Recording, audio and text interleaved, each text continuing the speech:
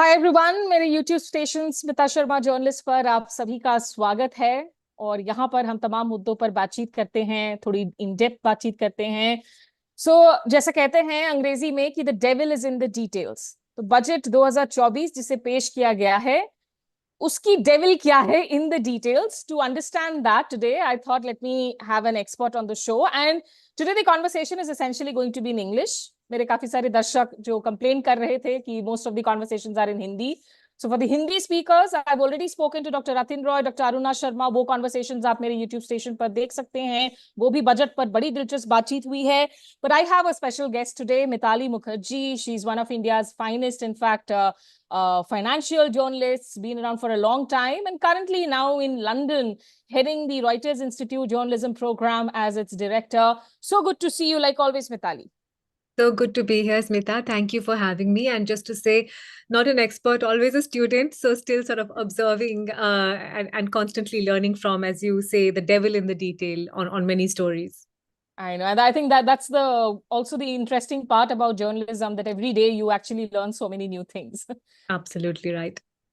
Okay, so Mitali, let me start by asking, and also the viewers who are tuning in, you can put in your questions into the chat box on the YouTube station, and I will take your questions. I want to hear less of my voice and, of course, more of your questions and Mitali's insights.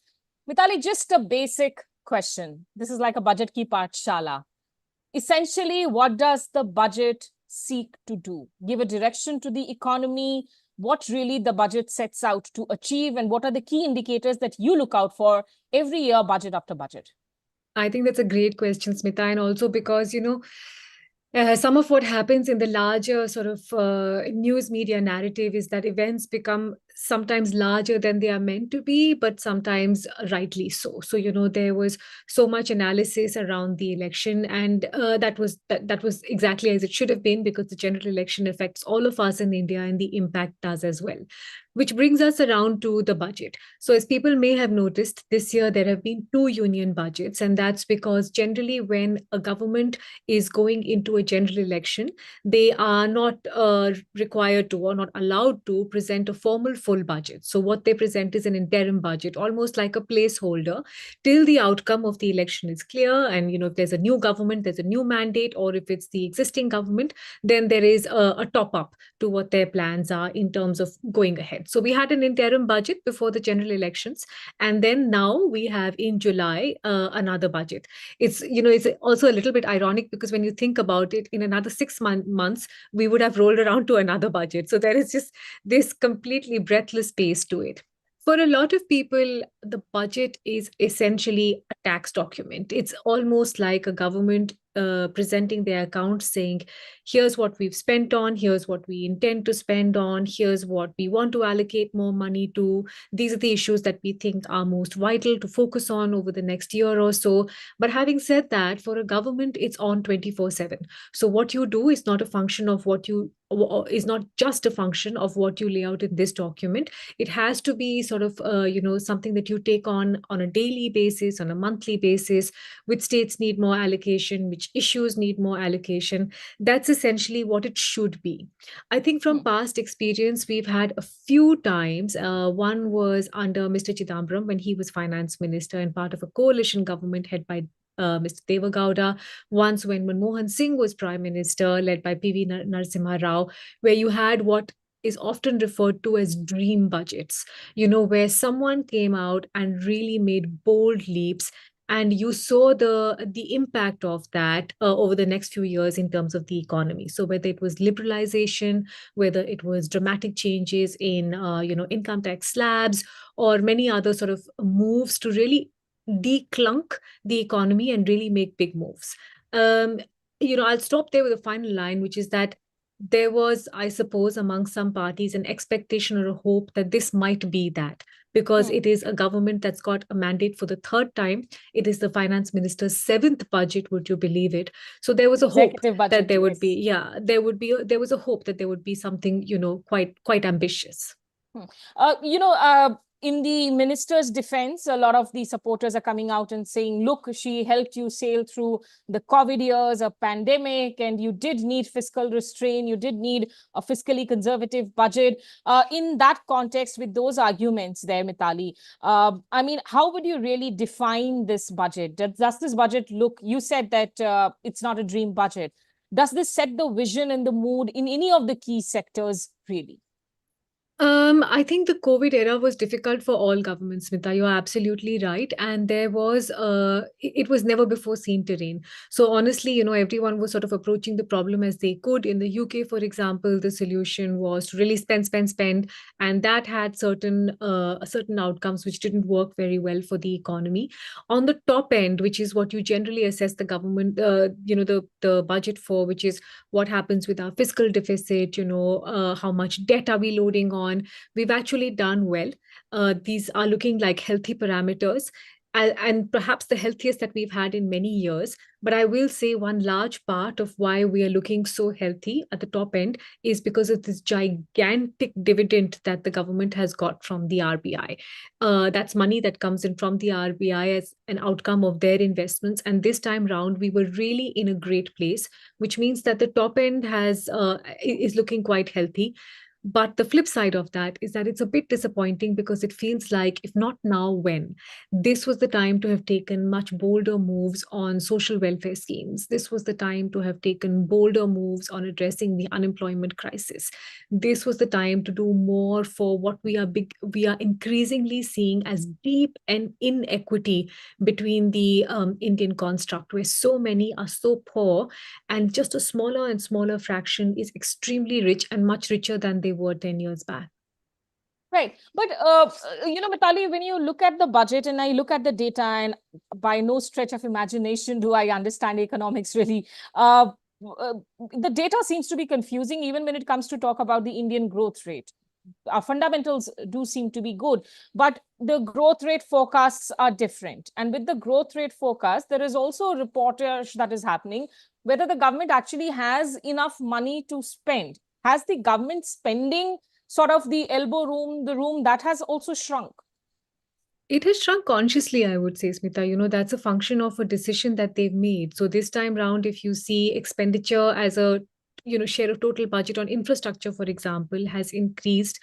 But in contrast, expenditure on sort of major social schemes in social sectors has actually gone down or stagnated, whether it is education, whether it is health, whether it is pension. In fact, even spending on agriculture, and just consider what a large component it is of the Indian economy, has actually stagnated this time.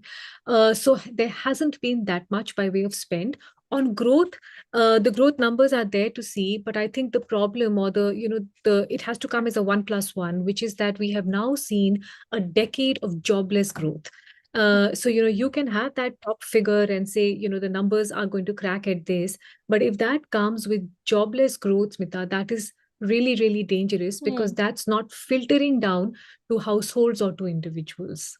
And that's an area I'm going to focus on, but just a quick clarification. So you are saying it's not like that the government revenues have shrunk, that the government doesn't have money to spend on these sectors.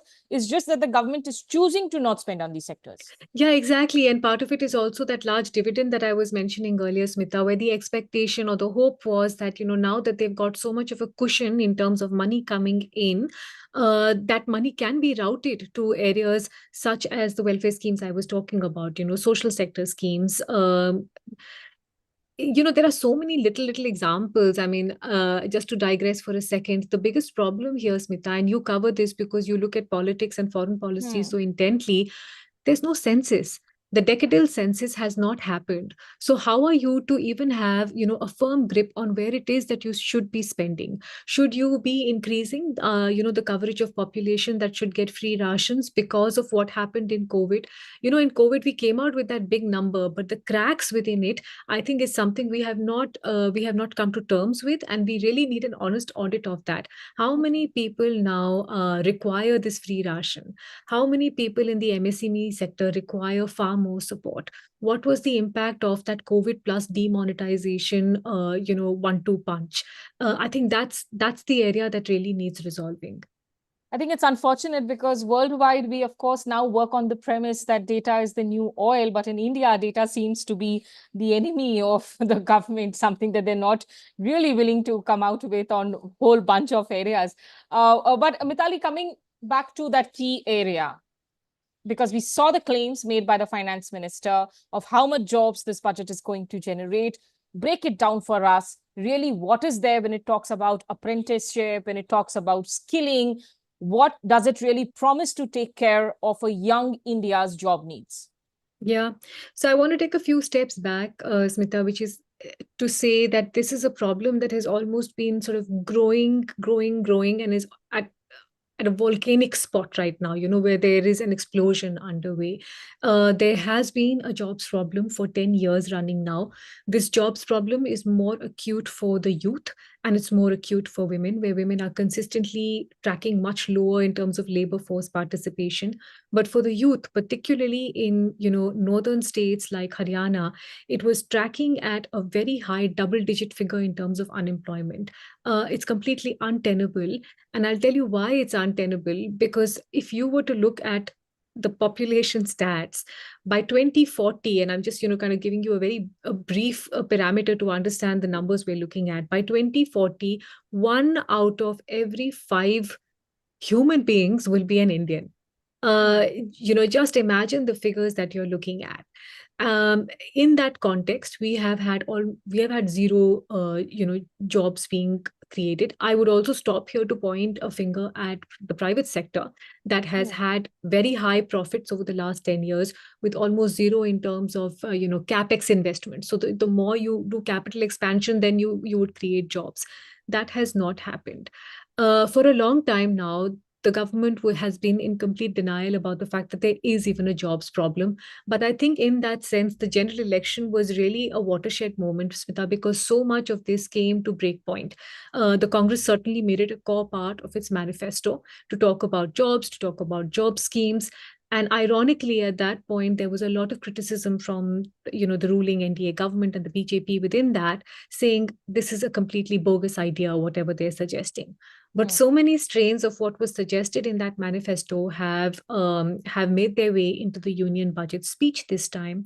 So one is, first of all, I think it's great that there is finally acknowledgement that there is a jobs problem. At least it's a start.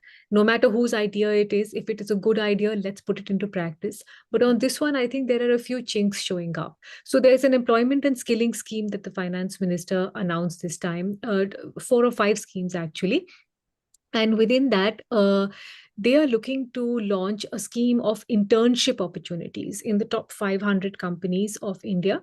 And the aim for them is that 100 million youth over the course of the next few years will benefit from this. They will get a monthly stipend. The government will give some support to the companies as well. It's throwing up a lot of question marks. If you look at that split across 500 companies, we're now talking about 20,000 interns. Are we equipped as companies to skill these 20,000 interns? What is it that they're going to be doing? Are they on the shop floor? What will they learn? At what point will they start becoming productive, assets for the company itself? And then I think there's a major concern about where will the money go? How will checks and balances be kept? Because if the government is giving some kind of subsidy or support, there is a risk that that gets pocketed by the company itself and doesn't actually filter down into a meaningful salary for younger people. But the only thing one can do is sort of wait and watch on how this unfolds. There's 2 problems with that, though, Smita. One, the fact that there is a genuine skilling problem in India. I mean, we have a demographic dividend, that's great. We have a young population, that's great. But all of us know by lived experience how many of these people, and we'd be happy, I think both you and I would be happy to be pointed towards them. How many of these people are jobs ready after even a postgraduate degree? And how many of them even get that job offer after a postgraduate degree? So one, there is a skilling problem over here. And two, there is an execution problem for this government.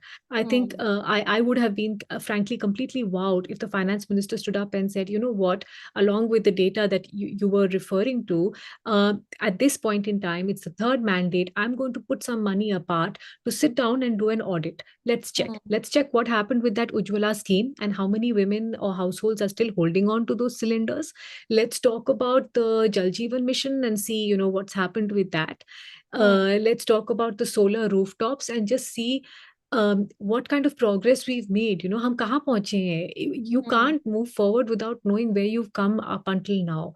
And I think those two are my key concerns about these jobs plans. One is skilling and the other is execution. Especially, of course, when the government has been in power for 10 years. It's now coming, of course, for the third consecutive term.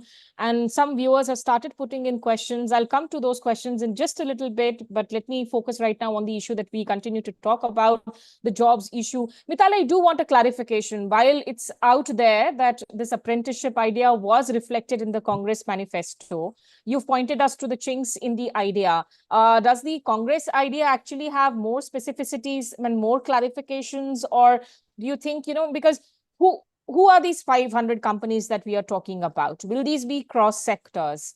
Are they going to go across private universities, government colleges to pick up these apprentices? So do we have any further idea about this? Yeah, no, I'd be happy to hear more details as well, Smita. I know there have been sort of, rounds and rounds of interviews that some of the finance secretaries and members of the finance ministry have done with sort of several newspapers and business channels. But I'd be happy to see the granularity in this. And, that's why we were talking earlier about execution. How are these companies being identified? If, for example, as you point to, you are a part of the top 500 companies, but you are a manufacturing sector company, this involves a heavy amount of skilling. So where are you tapping into to find these people? I think ITIs have been sort of removed from this process. So where are you tapping in to find these people? How much time do you think skilling is going to take? I know there's a mix that's been recommended between classroom learning and shop floor learning itself. But none of this is going to come automatically. None of this is going to come very easily. And for those 500 companies, frankly, it's how are we going to monitor this? I think there are several overlaps with what the Congress scheme had. Of course, this is for them to respond to in terms of how they would have done it differently. But this idea of that pehli naukri pakki, that was the kind of tagline. I think some elements of that have been drawn in terms of saying, you'll get that first chunk of money as an intern and things like that. But I'm really worried and curious to know, because is this a corporate Agniveer scheme? What happens after 3 months? I mean, that company is taking you in as an apprentice, as an intern. Is there a guarantee that you will be retained? Is there a guarantee that this means that the job continues for you? Yeah, I think more than anything, it's that the jobs crisis is now India Inc.'s problem. So if you shirk your shoulders off it, then I'm not sure who exactly is taking responsibility for this. It's also a fairly spoilt India Inc. that for 10 years now has had no sort of higher tax burden, that has had no push and shove in terms of encouraging capex. So to get them moving is also going to be quite a tall order. And you're right. I'm not sure how this plays out. Once the internship is done, whether there is guaranteed employment after that. If not, you have someone who, as you say, has worked in a particular field for 1 year and then slips out and is ready to be employed again. Right. Just in terms of numbers, Smita, to put it into perspective, because a lot of people say, why do you keep going on and on about that? If we go back to those numbers that I was talking about, which is that 1 in every 5 human beings will be an Indian by 2040. If you were to extrapolate, even at our current labor force rate, which is frankly not great, by 2030 we need more than 40 million jobs. Just to maintain the same ratios, which, as I said, are not great. They are not top of line. They are not the best in Asia. And if you want to raise the labor force participation rate, I think some estimates for economists move between 110 to 115 million jobs. we have to be really kind of mindful of the size of the problem that we are talking about here. I have a Syed Abdul Azim who's popped up a whole bunch of questions. There's also a question on indexation, which I'll come to in a bit. But staying on with this job focus, Syed Abdul Azim wants to ask, how does the budget address demographic challenges, considering the selective approach to coalition states of Andhra Pradesh and Bihar? And also, what could be the possible short-term and long-term implications for different stakeholders, say businesses, investors? Do you want to address these two, Mitali? Yeah, sure. I mean, I think there are two different issues. It was very clear that coalition politics was at play this time round. Frankly speaking, if there is support for a state like Bihar, that's great. There's no denying that it is a state that needs more support. So if you're putting that in, that's fine.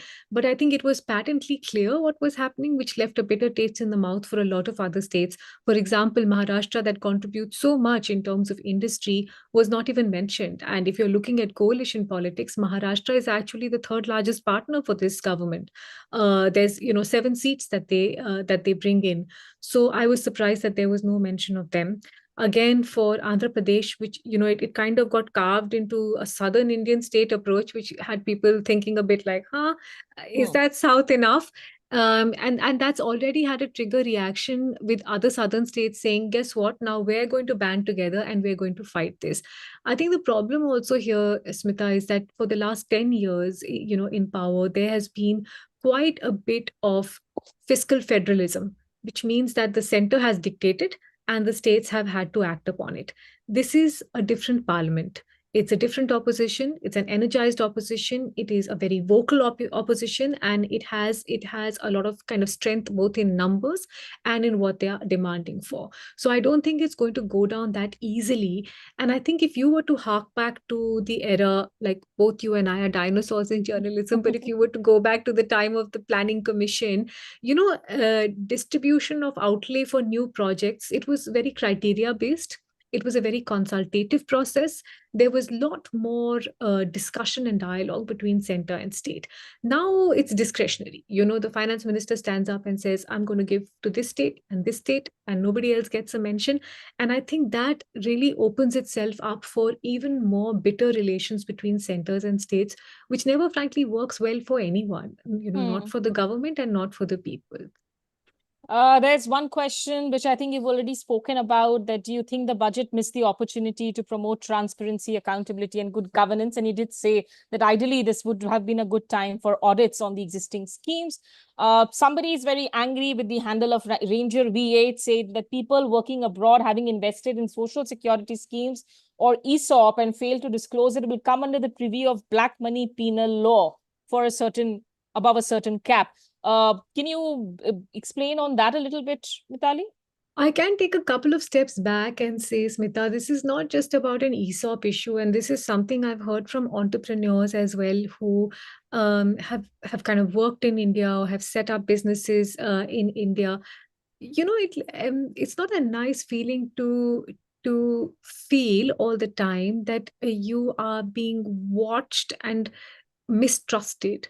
I think that's the feeling a lot of people come away with, saying, of course it's difficult. A lot of countries struggle with, red tape to get things done, and India is not different from them. But I think this whole attitude of, danda leke, we're going to watch you and, we don't trust you. I think that leaves a bad taste in the mouth. On this point, so on ESOPs kind of attitude, even. Yeah, danda state, on this point about ESOPs, of course, it's I think, a broader thing about what's happened with a lot of asset classes, which is stocks, which is real estate.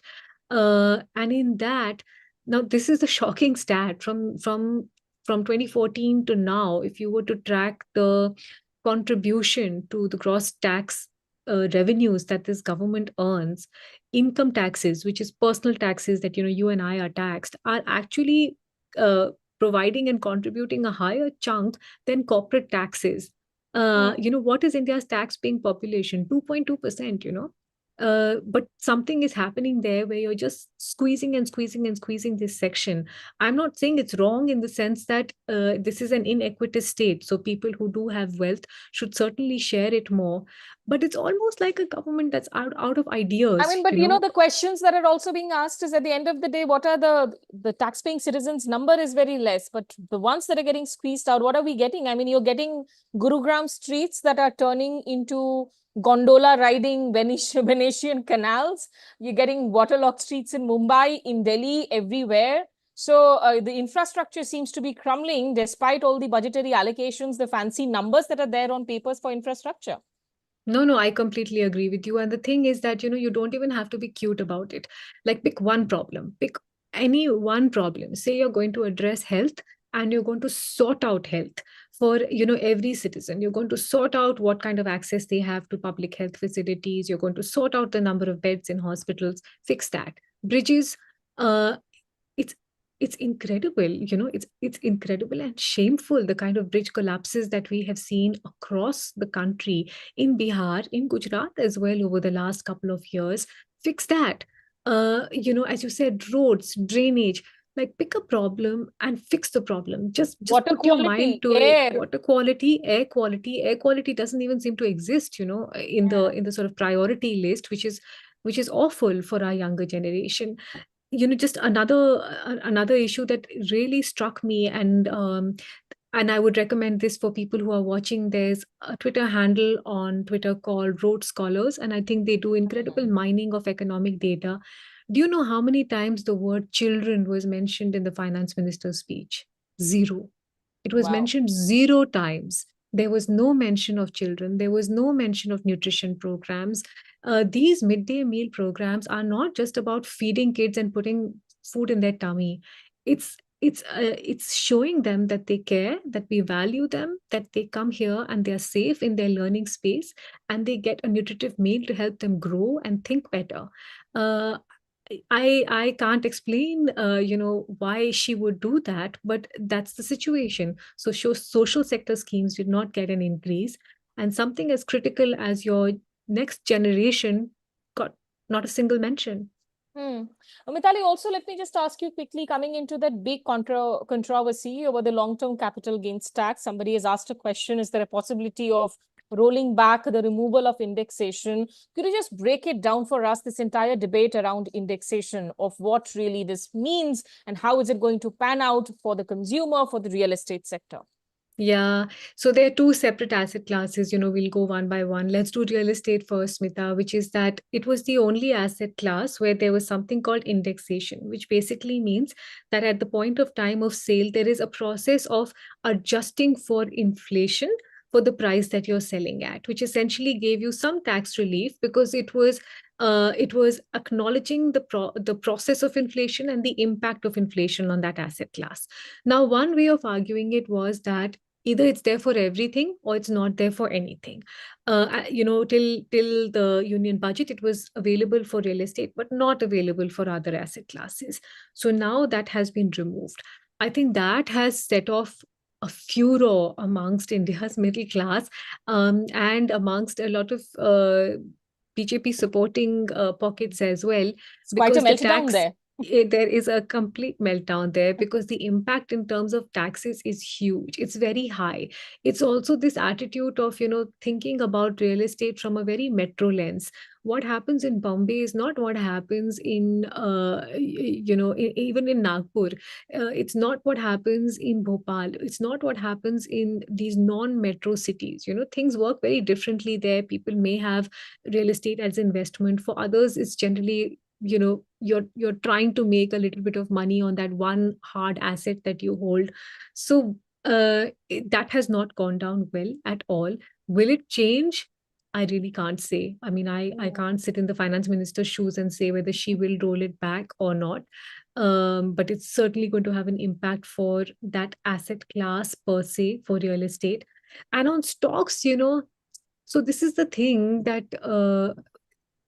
there are two kinds of taxes on stocks, especially on mutual funds: long-term capital gains and short-term capital gains. Long-term capital gains was considered for anything that went beyond a year. So when P. Chidambaram was finance minister, he actually removed long-term capital gains as a form of incentive. So encouraging people to hold on to in stock investments for beyond a year, at which point they would not be taxed anything. If they took it out before a year, there was a short-term capital gains tax. This was ostensibly a move to sort of cut down, that froth that comes in a market, that trading thing, saying I'll buy today, I'll sell tomorrow. When this government came into power, they brought the long-term capital gains tax back. That has now gone up to about 12.5%. Not just that, there's a tax on the futures and options market as well, which is called the Securities Transaction Tax, or the STT. That's gone up to 0.2%, which essentially means it's doubled. And I think this is part of the concern. And we heard strains of that, Smita, in the economic survey as well, about too much retail activity in the futures and options market. It's been a market that's been on fire for many years now. It's been really pounding out strong returns. And a lot of people started dabbling in the derivatives market, which is a far more complex part of the stock market, in order to make money out of that. Could it cool that heat? I don't know. But I think the irony or the double-sidedness of this is that both you and I remember, in the run-up to the elections, two very central faces in the BJP, the Prime Minister and the Home Minister, went on record to say the market is going to do great. The Home Minister was in a television conference gathering, and he said, it's going to shoot up. These were his words. It was ostensibly drawing people in to say, we're going to win on the day of the election results, and the market is going to rally really hard. Not just was this irresponsible, imagine this coming out from an opposition member's mouth. This could be treated as front running. When you have on one side that kind of commentary, and then you come in and say, oh, we're really concerned about the market, something is not fitting here. It's either you should avoid making those comments, or you should say this market is on fire, there's a lot of trading interest, and we are watching it. At this point, will this long-term capital gains tax or this STT completely, throw people off? I'm not sure, because stocks have still been pretty strong. I think the ones it may throw off is the foreign investors. So if you look at what's happened post-budget in the last 4 days, foreign investors have sold upwards of $1 billion from this market. And to put it into context, year to date, they had invested about $5.1 billion. So people are getting a bit wary about this. I also saw a snippet of an interview where, again, one of the finance secretaries, etc., were being interviewed and saying, can you guarantee it will not go up? I mean, what do guarantees stand for now? Like, it's not useful to have these conversations. If the finance secretary stands up and says, no, I promise now no more LTCG, like, who cares? 1 year down the line, they may say, no, we're still very concerned about heat in the market and we are not meeting our revenue marks. So, LTCG ko 15% kar do. I don't think it's useful for people to be asking these questions, but it is interesting how this duality plays out with things like the stock market.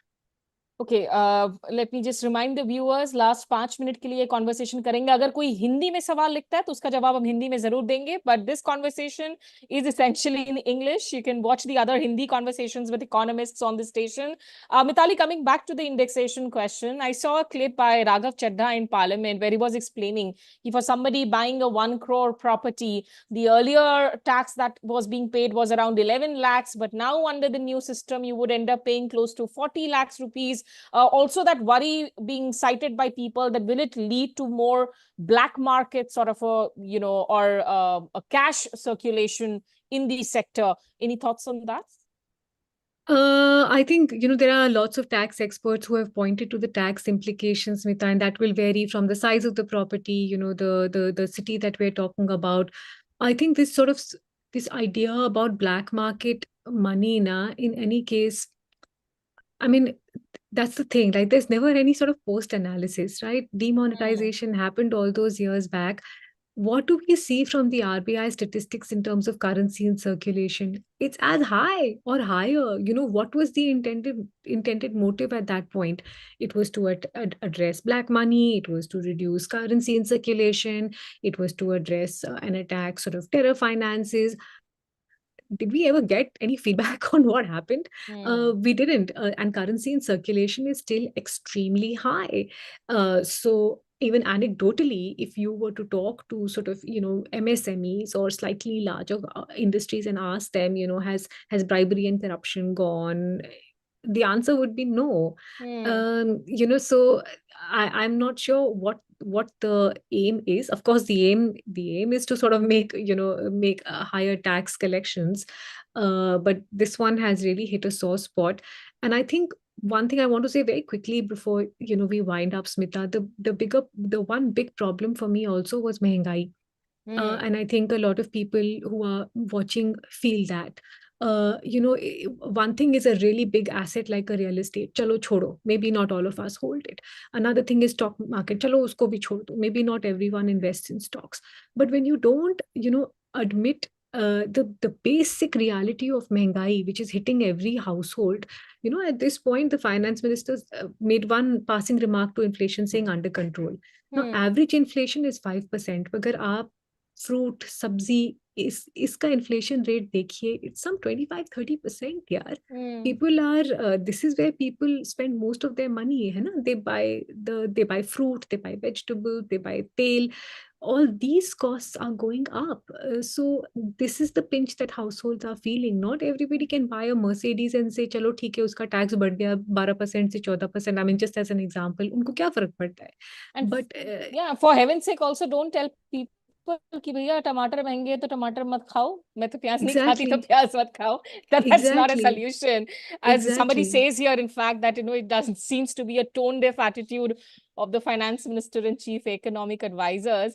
I I'll yeah, no, I was just going to say, Smita, I actually checked with a journalist and I'm sure it's a joke. It must be a joke because someone tweeted saying, did the finance minister just say, if you make losses in the stock market, this doesn't affect you?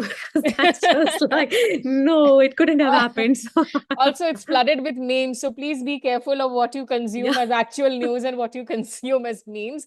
Last two questions. One is from Pratik Vagre, who's with the Internet Freedom Foundation. And to Hello, all our Pratik. viewers, please, subscribe and support the important work they are doing on digital privacy and freedoms. Pratik is asking, how much should one read into the difference between the economic survey and the actual budget? He says it's a speculative question. Not so much, but I'm sure Mitali will be able to enlighten us, Mitali. Pratik, so good to hear from you. Actually, I was left quite agog at the economic survey and some of what it had to say because it was just like, are you seriously saying these things? To give them credit, they actually admitted that there is an inflation reading problem here, and it's time to sort of take into consideration what's happening with items such as food inflation. One was this really stunning stat about how AI is taking all our jobs away.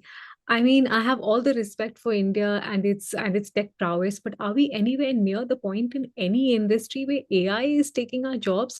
Let's not disregard who's responsible here for the lack of jobs at an entry level, at a semi-skilled level, at a skill level, and it's certainly not AI, and it hasn't been for the last 10 years.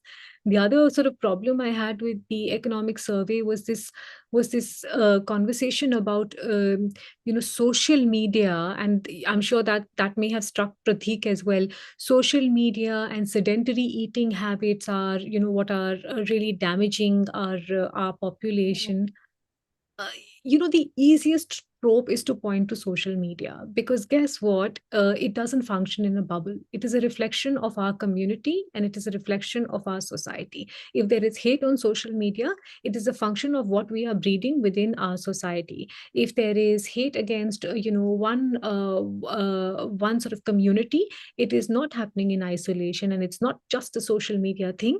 It is what is happening in the gully mohallas that we live in and the Hmm. communities that we inhabit, right?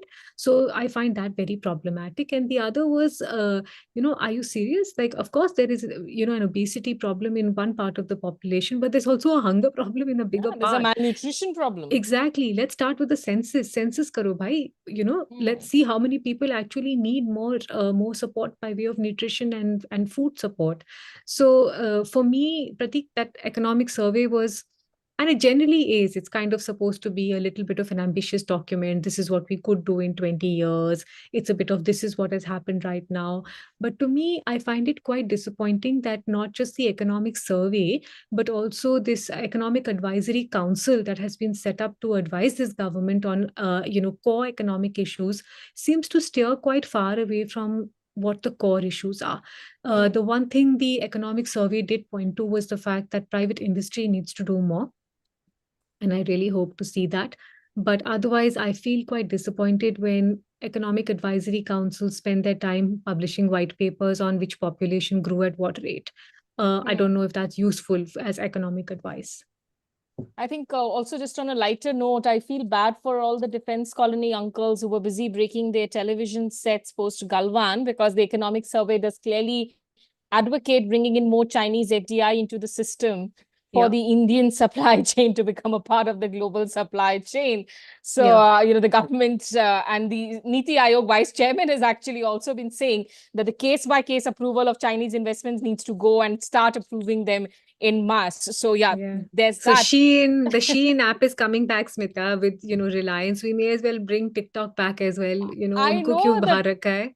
I mean, TikTok's loss was Insta's gain. Honestly, the TikTok crowd went into the real crowd. So, just a final question, Mitali. The one thing that this government has also done is removal of the angel tax. Does it really help the ecosystems? Was it the startup ecosystem? Is it at least the one good thing that the government has done in the budget? I think it's good to see that removed. Frankly, I don't, it really rubbed people the wrong way when it came in. So I'm glad to see that the angel tax is gone. There are bigger problems for, the entrepreneurial community, Smita, and we are seeing some of that playing out in these blow ups, whether it is a Byju's or many others. There are bigger problems with the entrepreneurial ecosystem, and that needs to be addressed. So I'm sure the angel tax is a step in the right direction. Is it enough? I'm not sure.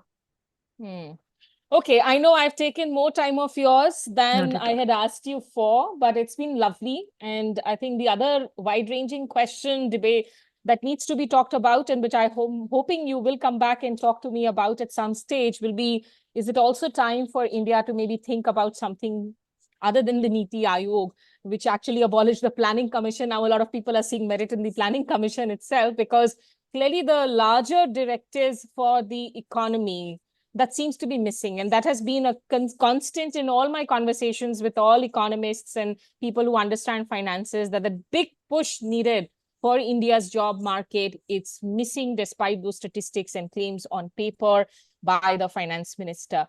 So thank you so much, Mitali, for being here with me this afternoon, and I hope to have you back soon. Absolutely, Smita. I just want to take a second to say to anyone watching, please support independent journalism, support independent journalists, support journalists who really do the, shoe and leather approach and go out there and report and bring you stories, as Smita does, and as so many other outstanding journalists do. It's the best way to support, a free and thriving democracy, is to make space for reportage that really brings out critical points of view and tells you what's happening without any underlying bias or any underlying preconceived notions. You do need a free press at the end of the day to do Janta Ki Baat beyond your Man Ki Baat. So thanks so much again. And thanks to all the audiences who tuned in and asked some great questions. Take care.